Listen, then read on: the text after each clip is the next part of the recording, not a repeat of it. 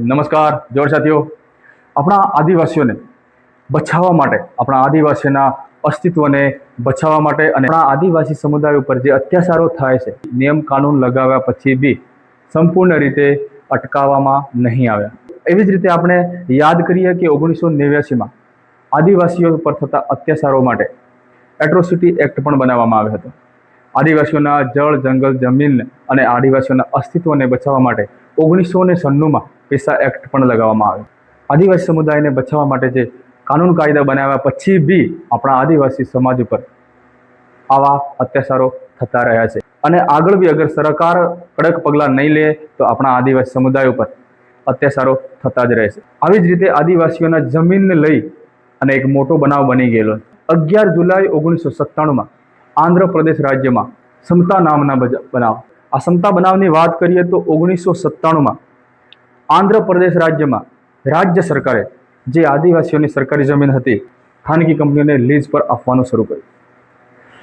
ખાનગી કંપનીઓને લીઝ પર આપતા સમતા નામની સ્વૈચ્છિક સંસ્થાએ આંધ્રપ્રદેશ સરકાર ઉપર સુપ્રીમ કોર્ટમાં જઈ અને આના ઉપર એક કેસ દર્જ કર્યો।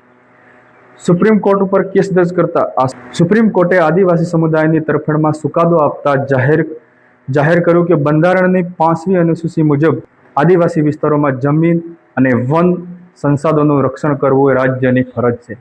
સુપ્રીમ કોર્ટે એ પણ સ્પષ્ટ કર્યું કે સરકાર પણ પોતે કાયદાકીય રીતે એક વ્યક્તિ ગણાય છે, તેથી આદિવાસી વિસ્તારોની સરકારી જમીન ખાનગી કંપનીઓને આપી શકાશે નથી।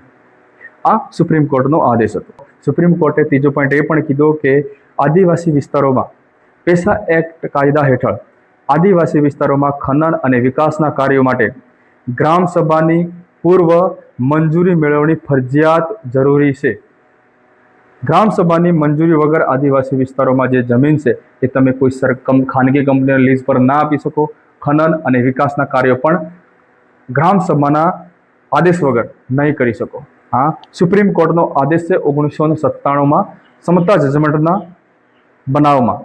સમતા જજમેન્ટ છે એ સમગ્ર ભારતના આદિવાસીઓ માટે, આદિવાસીઓની જમીનો માટે, એમના જમીનોના થતા શોષણ માટે આ બનાવ, આ સમતા જજમેન્ટ મજબૂત કાયદાકીય આધાર પુરાવો બની ગયો છે। એટલે આપણા આદિવાસી સમાજના લોકો અને આદિવાસી યુવા પેઢી માટે આ સમતા જજમેન્ટ એક ઐતિહાસિક જજમેન્ટ છે અને આ જજમેન્ટને યાદ રાખવું અને આવો કોઈ પણ બનાવ બને, આપણા જમીનોનું શોષણ થાય, આપણા જમીનો હડપવાની કોશિશ કરે તો સમતા જજમેન્ટને યાદ કરાવી અને જે હક છે એ હકને આપણે લઈ શકીએ। એટલે જ આ સમતા જજમેન્ટ આપણે યાદ રાખવું બહુ જરૂરી છે।